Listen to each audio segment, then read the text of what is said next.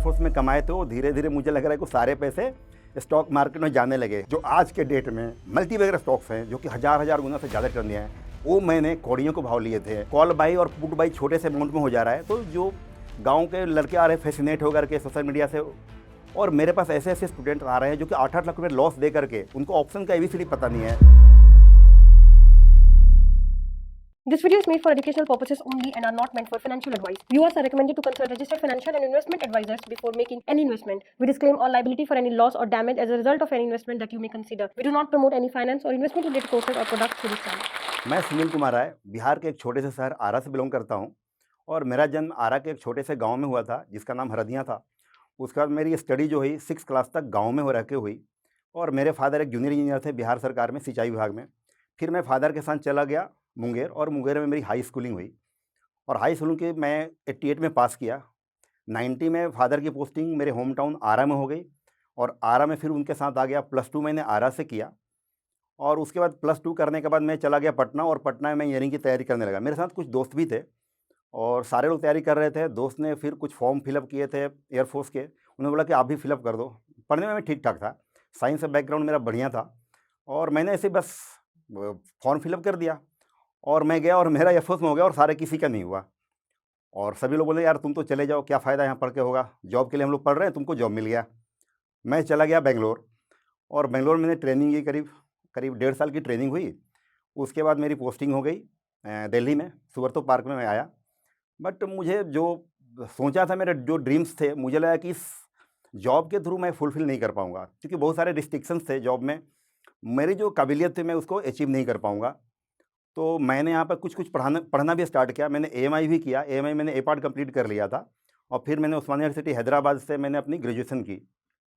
और 95 आते-आते मैं एकदम बिल्कुल, मुझे लगा कि मुझे जॉब छोड़ देना चाहिए। लेकिन 95 के बाद मैं एक साथ मेरे लाइफ में एक टर्निंग पॉइंट आया। मैं करीब जमशेदपुर गया, और मेरे चाचा के यहाँ मैंने देखा कुछ शेयर सर्टिफिकेट मैंने देखे।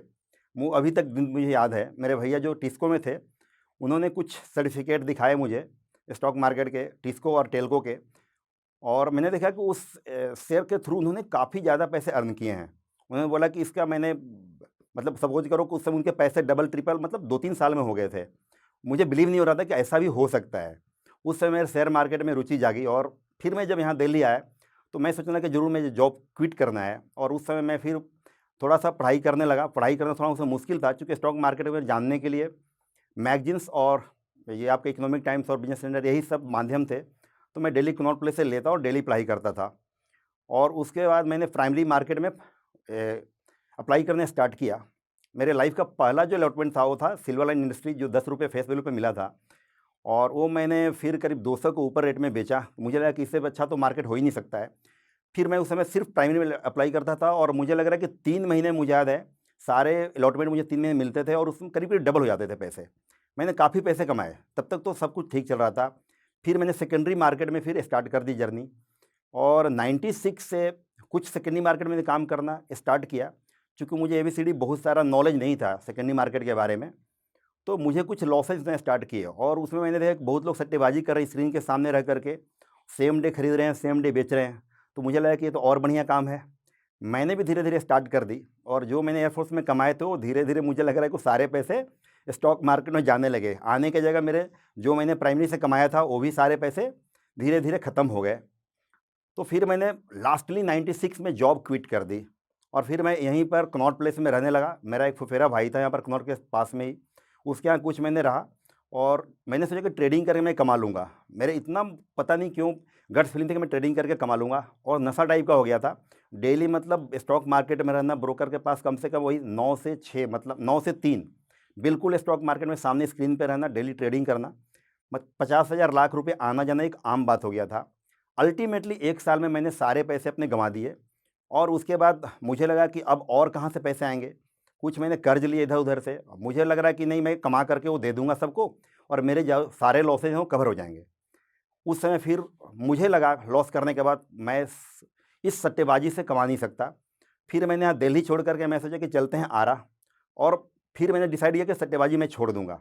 कुछ दिन तक तो मैंने छोड़ दिया, फिर ऐसा नशा था कि फिर मैं छोड़ नहीं पाया, और आरा में मैंने फिर, क्योंकि मैं बैकग्राउंड मेरा साइंस था, तो साइंस पढ़ाना भी मैंने धीरे धीरे स्टार्ट कर दिया, क्योंकि मुझे लगा कि उससे कुछ मेरा इनकम आता रहेगा। मैंने एक कोचिंग स्टार्ट की एसआर ट्यूटोरियल के नाम से, फिजिक्स पढ़ाना मैं स्टार्ट किया 11th-12th का, काफ़ी अच्छा चल रहा था। बट साथ में मेरी ये जो हैबिट थी ना सट्टेबाजी वाली, वो नहीं गई। मैं आरा से डेली सुबह ट्रेन पकड़ करके पटना, पटना से फिर शाम में आकर के शाम में क्लास लेता। मतलब डे टू डे का मेरा बिल्कुल ही रूटीन गड़बड़ा गया था। मेरी जो मैरिज हुई थी 96 में, और 96 के बाद मैंने जॉब छोड़ी थी, तो सोचो ससुराल वाले मुझे कितने मतलब क्या बोल रहे थे कि शादी के समय तो एयरफोर्स में था, और सोचो कि बिहार में आप मैरिज करते समय आप एयरफोर्स में हो और मैरिज के बाद में छोड़ दिया, तो सोचो आपके बारे में लोग क्या सोचेंगे। तो मुझे बहुत सारे इधर उधर से ताने मिलने लगे, और मेरा दिमाग एकदम फ्रस्ट्रेटेड रहता था। मुझे समझा तो मैं करूँ तो क्या करूँ। एक समय तो मैं सुसाइड करने का भी मैंने सोचा था, और मेरे सामने फिर मैं ये जॉबिंग छोड़ने की सोची, सट्टेबाजी मैंने छोड़ने की सोची। बट मैंने बहुत ट्राई किए, कुछ दिन छूटते थे, फिर ये आदत पकड़ लेते थे। करते करते करीब 2006 तक मैंने सट्टेबाजी करते रही। अल्टीमेटली 2006 में पता नहीं मुझे क्या लगा, अंदर से मैंने सोचा कि अगर मैं जिस काम के लिए आया हूँ, जिस काम के लिए मैंने स्टॉक मार्केट ज्वाइन किया, वो मुझे लग रहा है कि अचीव नहीं कर पाऊंगा।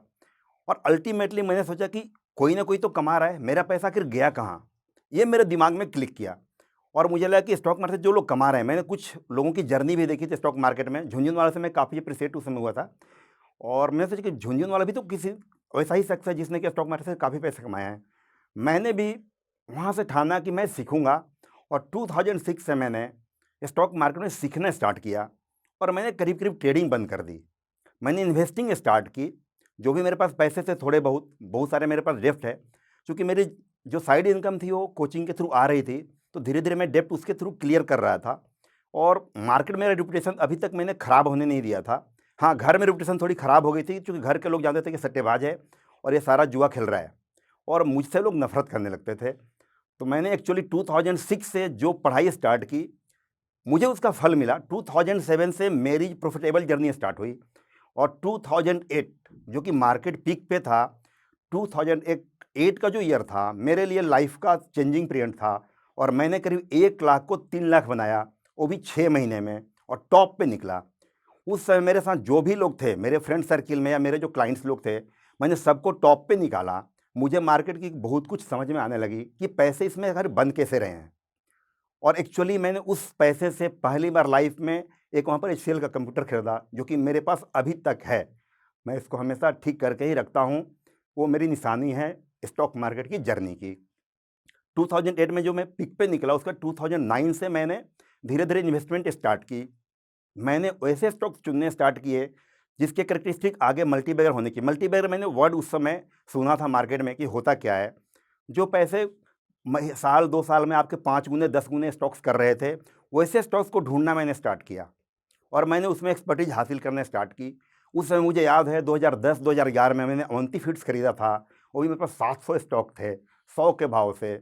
लेकिन मेरे पास सरप्लस पैसे नहीं थे। जो भी पैसे थे ज़रूरत के पैसे थे, सब इधर उधर के पैसे थे। दुगना तिगुना होने पे मैं बेच देता था। धीरे धीरे मैं डेप्ट क्लियर करता चला गया। मेरे पास उस समय ऐसे स्टॉक्स थे जो आज के डेट में अगर मैं रखे रहता तो मेरे पास 400-500 करोड़ की संपत्ति होती। लाओपाला ग्लास, नवीन फ्लोरो, एल्काइल एमिन्स, जो आज के डेट में मल्टीबैगर स्टॉक्स हैं, जो कि हज़ार हज़ार गुना से ज़्यादा रिटर्न दिए हैं, वो मैंने कौड़ियों को भाव लिए थे। वो सारे स्टॉक्स मेरे दोगुना तिगुना रेट पे निकलते चले गए। लेकिन इससे मेरा डेप्ट धीरे धीरे सारा क्लियर हो गया। मैं करीब 2013 तक सारा डेप्ट फ्री हो गया। 1996 से लेकर के 2006 तक जो मैंने 20 लाख रुपए कमाए थे, और 12 लाख मेरे ऊपर कर्ज थे, सारे मैंने कर्ज उतारे। 2014 में बिल्कुल डेप्ट फ्री हुआ। 2014 में मैंने बड़ा दांव खेला, और उस समय मुझे लगा कि जो मोदी गवर्नमेंट है वो आ सकती है मार्केट में, और इंफ्रास्ट्रक्चर में बूम आ सकता है। मेरा प्रेडिक्शन बिल्कुल सही हुआ। मेरे पास जितने पैसे थे सारे इधर उधर से मैंने अपने एलआईसी पॉलिसीज़, इंश्योरेंस के जो भी पॉलिसीज़ थे, सारे बेच करके सब लॉस में बेचा मैंने, और वो सारे पैसे मैंने स्टॉक मार्केट में लगाए। करीब मैं 3 से 4 लाख रुपए लगाया। और मुझे याद है कि 2014 से जो 17 का पीरियड था, मेरे लिए कैपिटल एप्रिसिएशन का पीरियड था, मेरा गोल्डन पीरियड था। उस समय मैंने कैपिटल बेस बनाया, करीब 14 गुना मैंने पैसा किया था। और मेरे साथ जो जुड़े लोग थे उनके पैसे भी 10 से 12 गुना हुए। मेरी काफ़ी एक अच्छी टीम बन चुकी थी, और मैंने कभी पीछे मुड़ के नहीं देखा। 2014 में मैंने कभी पीछे मुड़ के नहीं देखा। 2009 से 9 के बाद भी मेरी प्रॉफिटेबल जर्नी स्टार्ट हो गई थी। लेकिन साथ में मेरे कोचिंग वाले जो काम थे वो स्टार्ट थे। मैंने स्टॉक मार्केट पढ़ाना भी स्टार्ट किया, बट मेरे पास कोई फॉर्मल एजुकेशन नहीं था। मैंने फिर फॉर्मल एजुकेशन लेने के लिए सोचा कि कैसे ट्राई किया जाए। 1-2 मेरे पास मेंटर मिले, उन्होंने मुझे बहुत कुछ सिखाया। ऑप्शन मार्केट मुझे नहीं पता था, थोड़ा बहुत मुझे उसकी नॉलेज थी, बट मैं ट्रेडिंग से दूर ही रहना चाहता था। इस तरीके से मेरे काफ़ी पैसे उस समय 17 तक मेरे बन चुके थे। 17 के बाद आपके स्मॉल कैप और मिड कैप में थोड़ी-सी गिरावट आनी स्टार्ट हो गई। ए ग्रुप के शेयर तो सारे चल रहे थे, बट मिड कैप और स्मॉल कैप में 2-3 साल तक गिरावट रही। लेकिन मैं अपने जिस काम में मैं लगा रहा, मैं अपने काम से इधर-उधर बिल्कुल नहीं गया। मैंने सट्टेबाज़ी बिल्कुल नहीं की, बट मेरे एक फ्रेंड थे, इनके मेहता सर, जिन्होंने दोबारा बोला कि चलो सट्टेबाज़ी स्टार्ट करते हैं, एक फ्यूचर में लौट लेते हैं। मैंने याद है कि येस बैंक मैंने लिया था और येस बैंक में मैंने फिर 1.5 लाख रुपए लॉस दिए थे, जिसमें कि हम लोग दोनों ने 50-50 उसमें लॉस दिया था। फिर मैंने फिर बिल्कुल बंद कर दी। फिर उनको मैं मार्केट में लाया और उनका भी पैसा मैंने काफ़ी अच्छा मल्टीप्लाई किया। जो अभी तक मेरे साथ जुड़े हैं, वो इंग्लिश के एक टीचर थे और काफ़ी दिनों तक मेरे साथ अभी जुड़े हैं और अभी तक उनका पोर्टफोलियो मैं ही देखता हूँ, क्योंकि हम दोनों का रिलेशनशिप काफ़ी अच्छा गहरा हो गया था। बहुत सारे मेरे फ्रेंड्स उस समय से 14-14 साल से मेरे साथ जुड़े हुए हैं और उनके साथ मैं मिल कर के काम करता हूँ। मैंने स्टॉक ब्रोकिंग में सब ब्रोकिंग जो ली 2014-15 में आदित्य बिरला मनी का, और अभी तक मैं उसमें काम कर रहा हूँ। 2020 एक पीरियड आया जो आपका कोरोना का पीरियड था और मैंने इसके पहले एक जो फेज देखे 2008 का, तो मुझे याद था कि 2008 का जो फेज था वो मेरे लिए गोल्डन अपॉर्चुनिटी था पैसे कमाने के लिए। मैंने 2020 में उस अपॉर्चुनिटी को भुनाया और जो भी मेरे पास पैसे थे इधर उधर के सारे पैसे मैंने लगाए और 2020 से अभी तक मैंने करीब करीब 8 गुना अपने पैसे किए। लोगों को मेरे साथ जो जुड़े लोग थे उनको ही मैंने कैपिटल मार्केट से जोड़ा। मेरा एक ड्रीम है कि जो भी छोटे सिटी से हैं, जो कि आजकल ऑप्शन मार्केट में लग करके सारे पैसे अपने गंवा रहे हैं, स्टार्ट करें ऑप्शन मार्केट, जो कि ऑप्शन मार्केट लास्ट स्टेज होता है। एक तरह से ऑप्शन मार्केट उनको करना चाहिए जो काफ़ी एक्सपीरियंस बंदे हैं, काफ़ी उनके पास कैपिटल है और जो भी, चूँकि कॉल बाई और पुट बाई छोटे से अमाउंट में हो जा रहा है, तो जो गाँव के लड़के आ रहे हैं फैसिनेट होकर के सोशल मीडिया से, और मेरे पास ऐसे-ऐसे स्टूडेंट आ रहे हैं जो कि 8-8 लाख रुपए लॉस दे करके, उनको ऑप्शन का एबीसीडी पता नहीं है और मार्केट में पैसे गँवा करके सीखने आते हैं। मेरे पास 20 साल से लेकर के 70 साल तक के स्टूडेंट पढ़ते हैं। मुझे तो हँसी आती है कि ऑप्शन वो कैसे कर रहे हैं। मैं धीरे-धीरे सबको हटा रहा हूँ। मेरा एक स्टूडेंट है जो कि बेंगलोर में अभी इंजीनियर है।